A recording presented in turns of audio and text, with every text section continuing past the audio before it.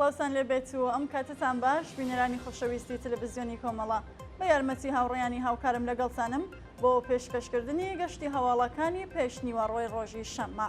سەرەتا سەردێڕی گرنگترین هەواڵەکان.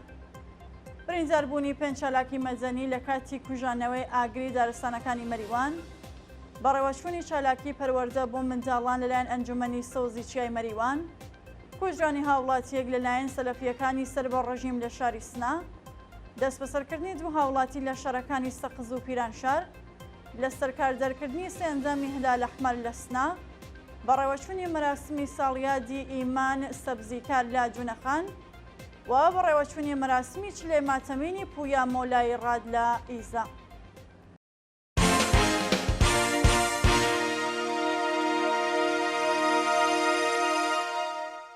درێژە هەواڵەکان.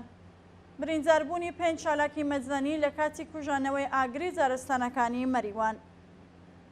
لە ڕۆژی پێنجشەممە 29 پۆشپەڕەوە دارستانەکانی مەریوان لە 5 لاوە لەلایەن سوپای پاسەران ئاگرزراوە و ڕۆژی هەینی 5 چالاکی مەدەنی لە کاتی کۆنتڕۆڵکردنی ئاگر بەهۆی تەقینەوەی مین بە سەختی برینداربوون.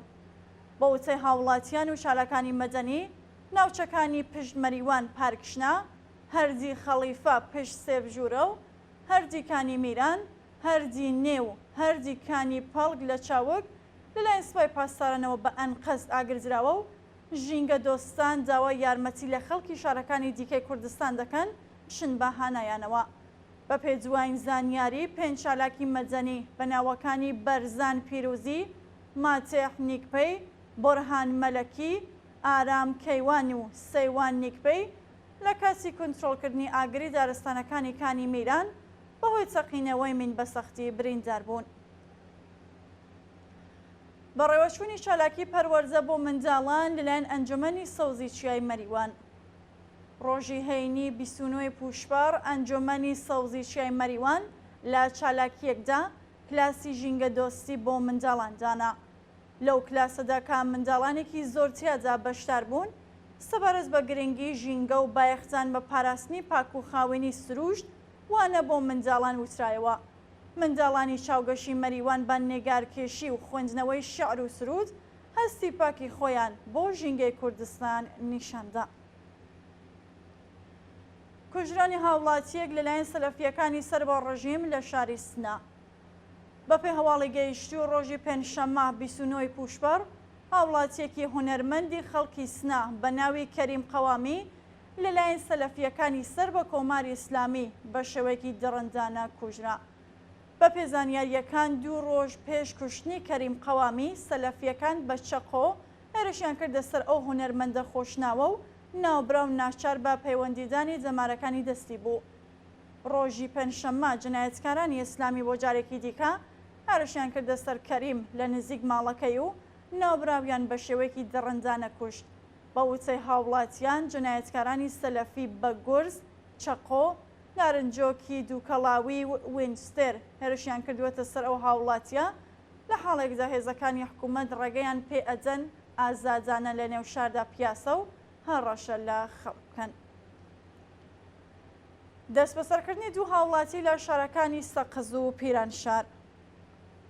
ڕۆژانی چوارشەممە و پێنجشەممە 28 و 29 پوشپەڕ دوو هاوڵاتی بە ناوی هیوا لەتیفی خەڵکی شاری سەقز و فەرهاد پوورەحمەد تەمەن 38 ساڵ و خەڵکی پیرانشار لەلایەن هێزە حکوومەتیەکانەوە بە لێدان و بێڕێزیکردن دەست بەسەرکران. بە پێزانیاریەکان لە کاتی دەست بەسەرکردنی ئەو دوو هاوڵاتیە هێزە حکوومەتیەکان بە باتۆم هێرشیان بردووەتە سەریان و بە لێدان و ئەشکەنجە دەست بەسەر و بۆ شوێنێکی نادیار گواستوەتەوە. جێگەی ئاماژەیەکە هیچ زانیاریەک سەبارەت بە هۆکاری بەندکران و شوێنی ڕاگیرانی ئەو دوو هاوڵاتیە لە بەردەستانیە. لە سەرکاردەرکردنی سێنجامی هلال ئەحمەر لە سنا. لەمەوەی ڕۆژانی ڕابردوو 3 ئەنجامی هلال ئەحمەری سنا بە ناوەکانی هێمن حاجی میرزایی، ئیقباڵ مەلەکی و سالار ساڵحی کە چەند ساڵ بە شێوەی خۆبەخش لەو ناوەندە خزمەتیان کردبوو بە فەرمانی ناوەندامنیەکان لە سەرکار دەرکراون. بە پێڕاپۆرسەکان سالار ساڵحی ڕۆژی چوارشەممە 31 خەرمانانی 1401 هێمن حاجی میرزایی 28 خەزەڵوەری 1401 لەلایەن ناوەندەمنیەکانەوە دەست بەسەر و دواتر بە زانانی وەستێقا لە زیندانی سنا ئازادکرابوون. بەڕێوەچوونی مەراسمی ساڵیادی ئیمان سەبزیکار لە جونەخان.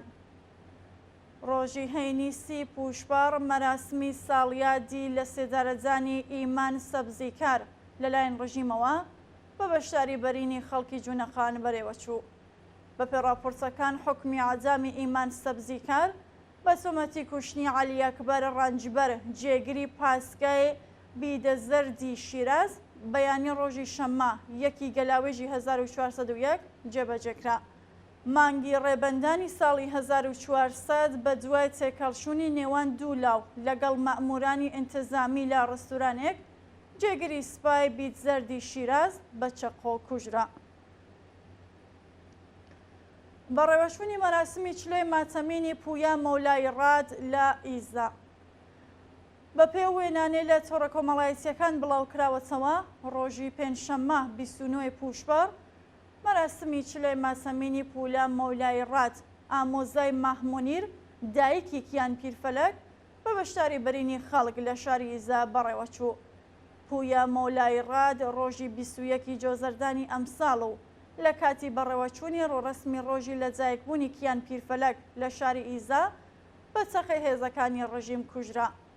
ماهمونیر مەولای ڕاد لەو کاتەوە لەلایەن حکوومەتەوە دەست بەسەر و پاش لێپرسینەوە لە چالاکبوون لە تۆڕە کۆمەڵایەتیەکان بێبەشکراوە. ڕێپێوانی بێجەنگی خەڵکی بەلوچ لە زاهدان.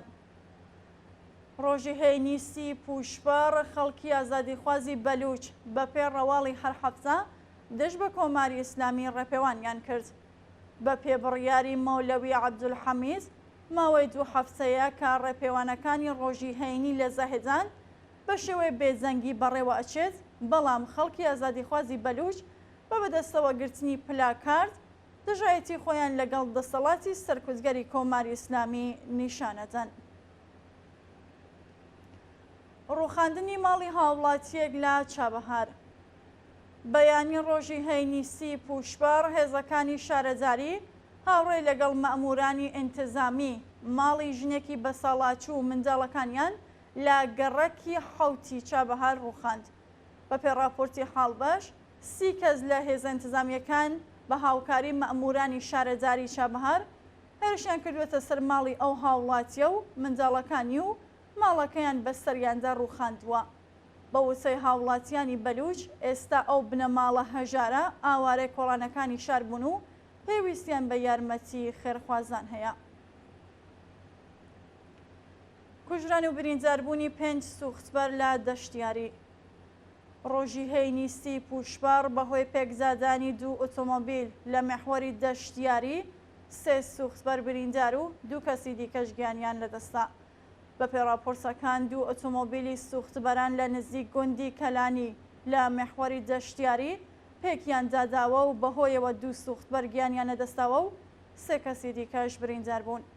جێگای ئاماژەیەکە ناسناوی یەکێک لە کوژراوەکان بریتیە لە شوعەیب کەلمەتی تەمەن 32 ساڵ و خەڵکی ڕیمدان، بەڵام ناسناوی سوختبەرانی دیکە هێشتا ئاشکرا نەکراوە. دووە هەواڵ گیانەدەستانی 16 کەس بەهۆی ڕووچوونی زەوی لە هیندستان. بەیانی ڕۆژی هەینیسی پوشبەر بەهۆی ڕووچوونی زەوی لە ڕۆژاوی هیندستان 16 کەس گیانیان لەدەستا و 100 کەسی دیکە بێسەر و شوێن بوون.